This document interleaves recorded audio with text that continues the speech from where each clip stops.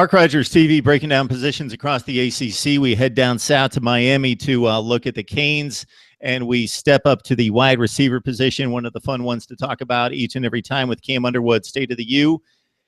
Cam, it's always a pleasure. Stacey Coley wrapped up a nice career there at the U, 63 catches, 9 touchdowns. Ahmmon Richards, obviously the class of this group and a fun one to watch, and it was great to see him really take hold as a guy that was expected to break out early in his career, and he certainly didn't disappoint. No, he did not disappoint at all.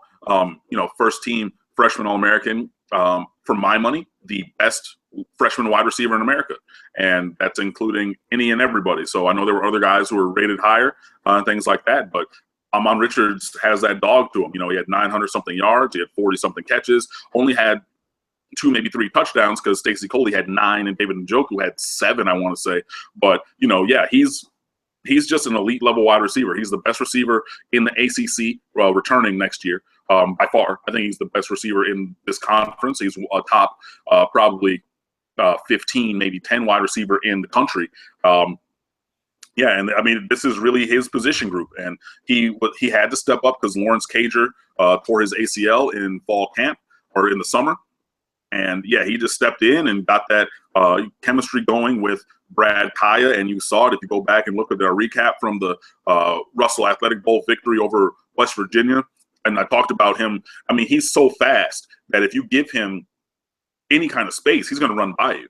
And you saw it, you saw it against all the teams that we played this year.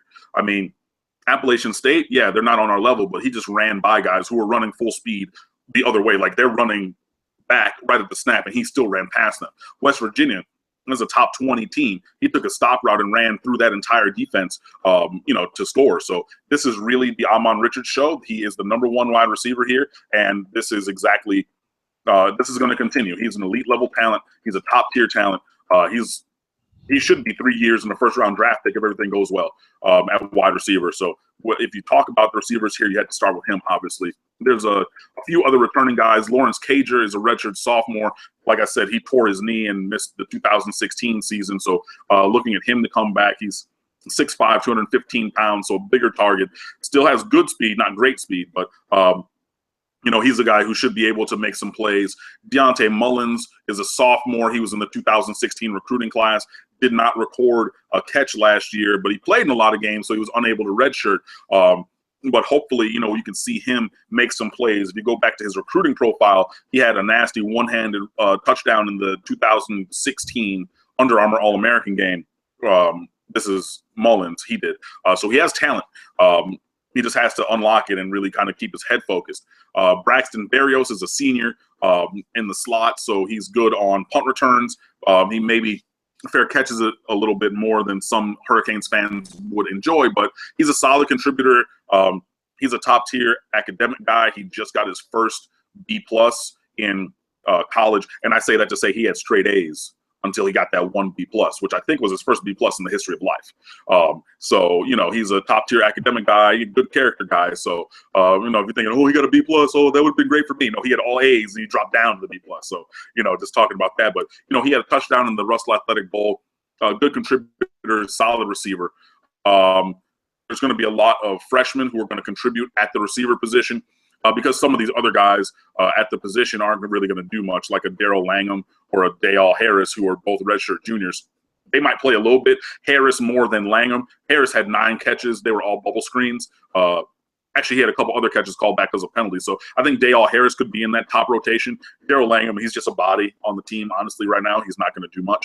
But Miami was able to get a couple receivers in the 2017 recruiting class who are going to come in right away and play. You have Jeff Thomas out of East St. Louis, Illinois, who's one of the fastest guys in the 2017 senior class, and he's going to come in, he's going to play from day one.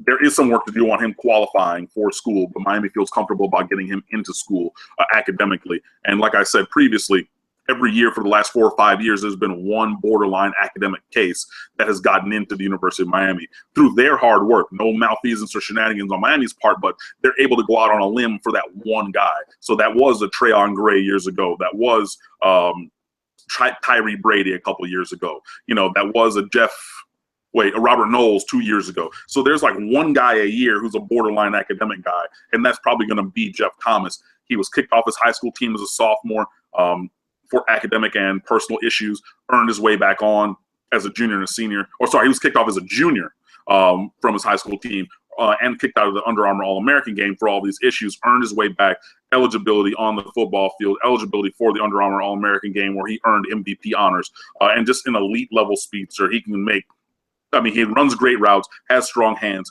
and he'll make you miss in space, and he can cut at full speed. It's crazy. People have made the comparison to Devin Hester in that regard, in that he can change directions and make cuts while not slowing down, which is an elite level kind of comparison if you've been following football for any time at all. And I think it's apropos because Jeff Thomas has that kind of skill set. So I think he's going to play. Mike Harley out of St. Thomas Aquinas here in Fort Lauderdale, he's going to play right away. He's 5'9", 165 pounds-ish, but he's another absolute speedster. I want to see the race of Harley and Thomas. I don't know who's faster. I know at Nike's the opening, Jeff Thomas won the fastest man race, but Mike Harley was not at the opening, I don't think. So both of these guys run sub 4.4. And they can just both move, and that is the kind of thing that Miami's been looking for at wide receiver. If you remember last year, Mark Richt repeatedly said, "We don't have the speed we need. We don't have the speed we need. We don't have the speed we need at wide receiver." And that's twofold, because one, you need it on your team because speed kills, because it can kill angles. You can just, I mean, if you look at Ahmmon Richards or David Njoku, who just, there were pursuit angles and they were just gone. You know, they were just faster than those angles, and speed is something that you have to account for. So now you're rolling coverages, you're backing guys off into it. Just, the presence of speed on the field matters, and Miami did not have much of that in the past. I mean, it was like really Ahmmon Richards and David Njoku to an extent, but David Njoku is still a 4.5 guy at 6'4.5", 245 playing tight end, but he's not like a 4.3 guy like Thomas and Harley. So that's something big, and also, it's tough for your defense, because if another team has a really 4.3 kind of guy and your team doesn't have that, in practice your defensive backs aren't seeing that kind of speed. So then everything happens to be oh my God kind of reaction in a game, because you've seen fast guys, but you haven't seen fast guys. So I'm sure that they did some things to approximate that, but you can't really approximate speed that well. But adding Thomas and Harley, that gives Miami a level of speed on the team that they have not had in a couple of years. Both those guys can play slot. Both those guys can play outside because of their speed. Both those guys can be kickoff and punt returners, which I'm sure that a lot of people want to hear from. And both those guys are gonna make plays. You also have DJ Dallas, who's a 4-star athlete recruit from Brunswick, Georgia. He's an early enrollee. The other two, Thomas and Harley, are not. So Dallas is already on campus, and he's going to start at wide receiver.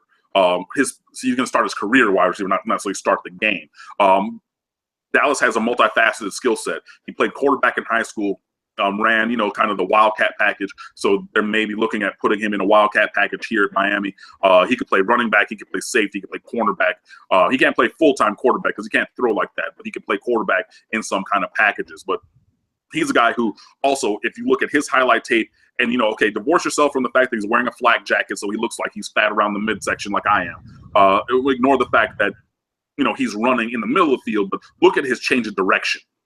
It's not as, his change of direction is elite. His change of direction at full speed isn't Jeff Thomas-like, but, Dallas can make some moves. So, you have those three guys at wide receiver coming in. You also have Evidence Njoku, who is the younger brother of David Njoku. He's 6'6", 195 pounds, and he has long speed. He's not short area quickness, because he's so tall. But he's kind of that size and speed combination like a Tommy Streeter was for Miami. I'm not saying that Evidence Njoku's ceiling is Tommy Streeter performance. I'm saying Tommy Streeter was also 6'6" and ran the 4.4s. So that combination of size and speed. I don't think that Evidence Njoku has the same build as David. He's not going to be a developmental tight end. He won't put on that kind of weight, I don't think. But if he can and does, hey, I'm all for it. But I think he's going to stay at wide receiver.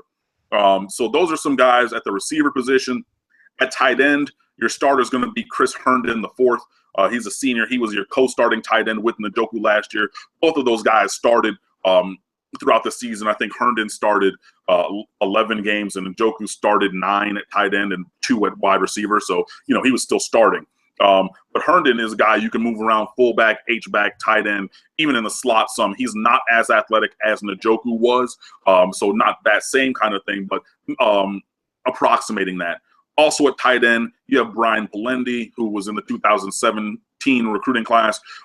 He's more of a blocking tight end, but he has some skills as a receiver. He played for Denton Guyer High School out of Texas, and they ran the ball like 90% of the time. I think he had 4 catches, 5 catches as a senior.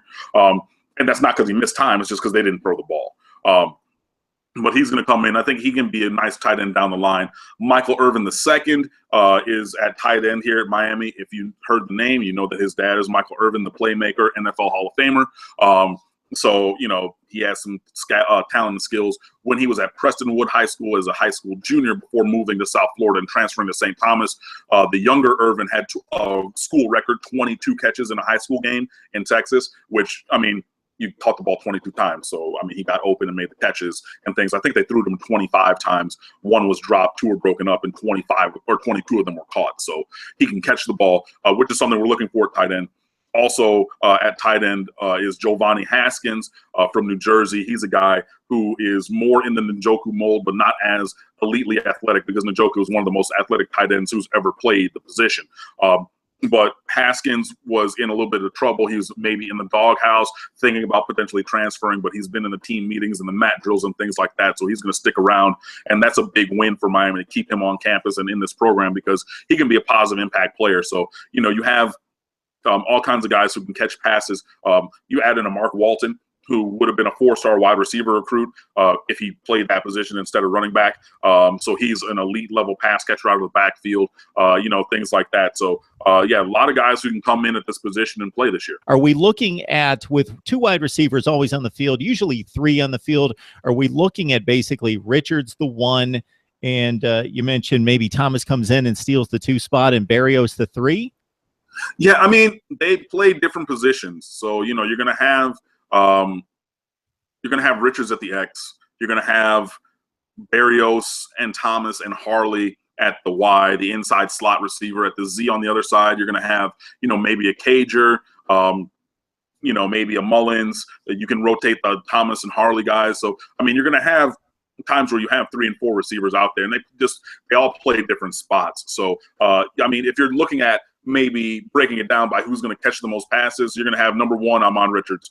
And then from there, it's going to kind of be who fights for the plays more, who develops throughout the course of the season. You could make a case for it being Lawrence Cager with the second most catches from a wide receiver. You can make the case for Braxton Berrios stepping up as a senior. You can make the case for Thomas or Harley both coming in. You're not able to catch or cover them. You're able to make the case for Dallas.